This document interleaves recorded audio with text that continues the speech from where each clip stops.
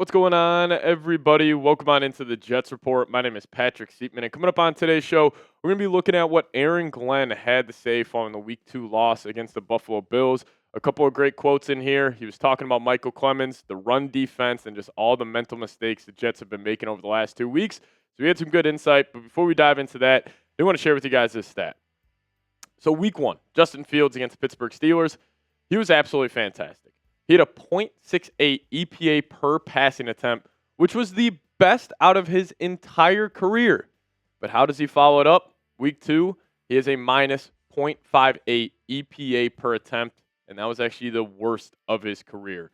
And I think this is just a prime example of what the Justin Fields experience will look like for Jets fans. And we told you guys about this during the preseason.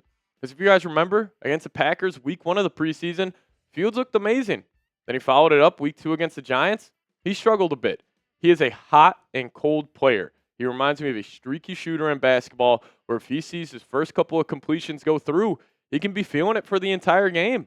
But then also on the opposite end of the spectrum, if he misses a couple early completions, he can really derail his game. So I think this would be just the entire Justin Fields experience this season where it's like some games he's fantastic, some games he really struggles, but we got to be patient with him. But I thought the first 2 weeks of the season are a prime example of what Jets fans should experience with number 7 throughout this entire season. But after 2 weeks, you guys let me know your thoughts.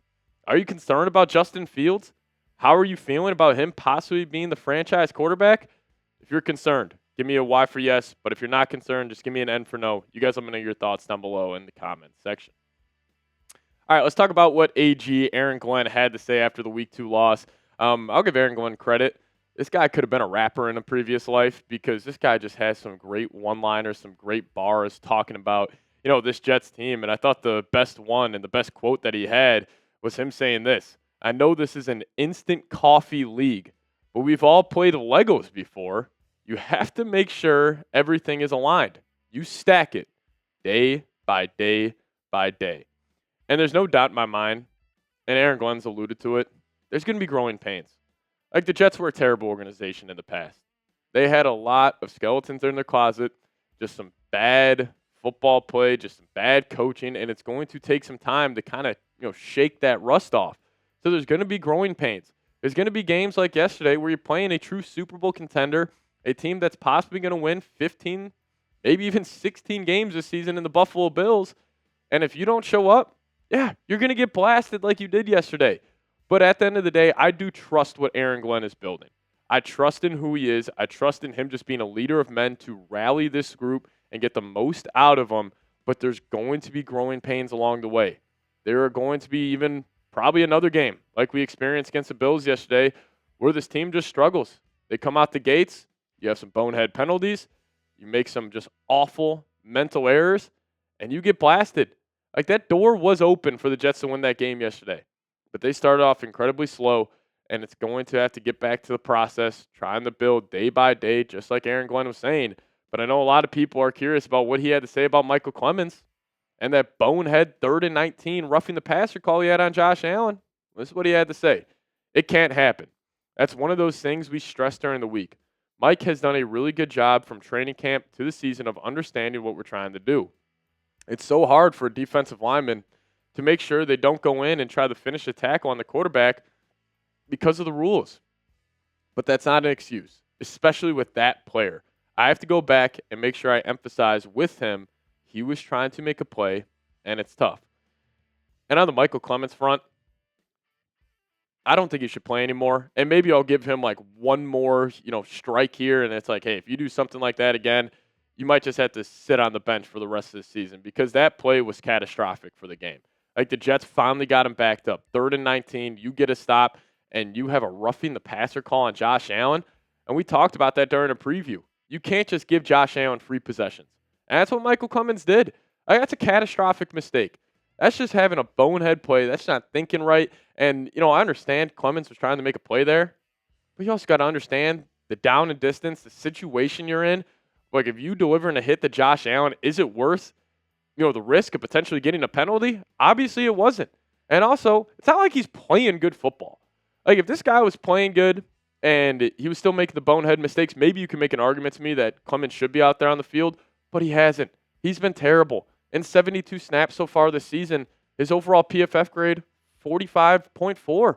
Run defense, 55.4. His tackling grade is atrocious. That's 27.8, and not good in the pass rush department as well, 48.9. So you have him making bonehead mistakes. He's not producing out there on the football field. It's concerning that he had the most snaps at the defensive edge position yesterday for the New York Jets. Here are the total snap counts. Clemons had 42.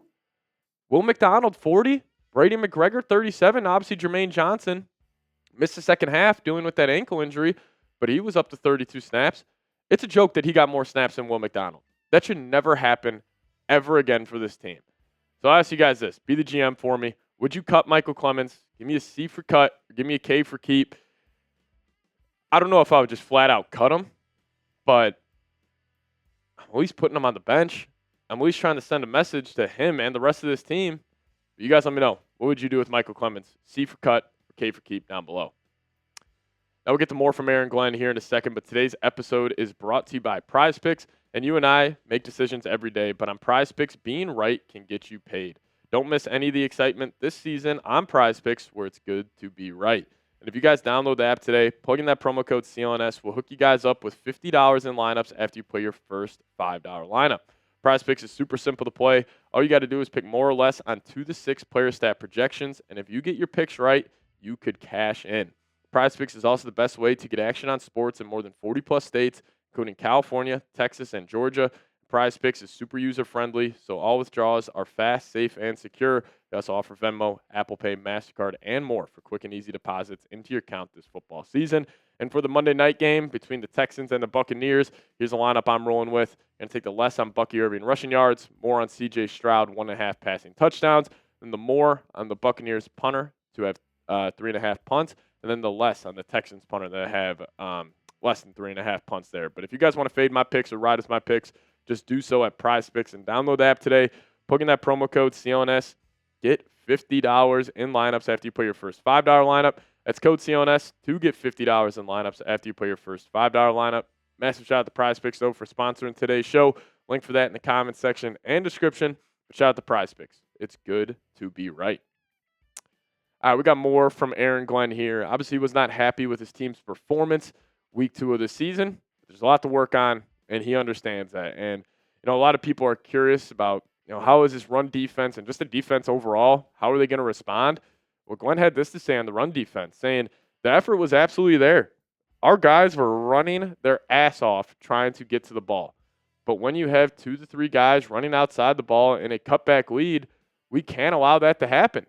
That's something we can fix quickly. And I do agree with that statement. I felt like the Jets were, they had a good initial push off the defensive line yesterday, but those cutback lanes for James Cook, like that one touchdown he had, if you guys go back and watch it, number 21, Brandon Stevens, gave a horrific effort on that play. And I'm not sure if he should play anymore. Same with Tony Adams. Now, obviously, he was hurt in that game. Malachi Moore filled in. He played okay football, but I just think Brandon Stevens and Tony Adams, like the effort they've been giving has been terrible. They're not really too good in the run fit part of the game, but I do agree with what Glenn's saying. Like, you have the personnel to be a good run defense. You just got to go out there and execute. You got a good front four. You got 2 good linebackers. They just need to be better at stopping the run. And I got to assume the next 2 weeks in Florida against the Buccaneers and the Dolphins, the Jets should probably do just that. But also, Glenn was talking about fans just being patient. And I absolutely love this quote. He said, there has to be patience no matter what. This league, man. Yesterday, Detroit was counted out, and then they come back and had a good game. Look at the Chiefs right now. They're 0-2. I don't think they're going in the tank at all. This is a week-to-week league. We look forward to every week going out and showing our brand of football. And I agree with what he's saying. Like, a lot can change in a week. Like, if the Jets go down to the Tampa Bay and they beat a good Buccaneers team, like, we're sitting up here this time next week saying, all right, the Jets should probably be 2-1. Lost to the Bills. Okay, well, the Bills are the Bills. They're an absolute wagon, and they're a true Super Bowl contender. And I think the NFL, it can do such a good job of humbling you very quickly. Like, we're Jets fans, and that offense, you're feeling good after week 1. Fields has his highest EPA per attempt in his career. Everybody's feeling good, and then you can just get blasted a week later, and then it feels like everything is caving in. You got to somehow find that middle ground. It's not always as good as it seems, but it's definitely not always as bad as it seems. That's why Glenn is just preaching patience to these fans. And he also said this: I'm disappointed, but I don't want to say that I'm discouraged. I hate the way we played, but I know the types of players we have. And you do. You got blue chippers on that side of the ball. You got good leaders. It's about it kind of all coming together, and hopefully it does for the Jets, sooner rather than later. But he also did give a comment here on Justin Fields. He said they have to prepare in the event that Justin Fields can't play, but they don't know yet if that will be what happens. So obviously Fields in concussion protocol, dealing with that, and I would guess that it's going to be Tyrod Taylor out there this weekend, and maybe you get that little backup quarterback juice. Obviously the offense would change a little bit with Tyrod being a better pure passer, but not the athlete that Justin Fields is. The offense would just change a tad. It won't be an extreme change from going because Tyrod does have some mobility. It's not like you're going from like Justin Fields to like a Jared Goff statuesque quarterback, but the offense maybe gets a little juice with Tyrod in there, but we'll keep you guys posted throughout the week. So that's why you guys got to make sure you are subscribed to the channel, because once we get an update on Justin Fields, this is huge injury news, we'll have a video for you guys ASAP. So make sure you guys are subscribed to the channel. Appreciate everybody taking time out of their day to watch today's show. We'll see you guys next time. Go Jets.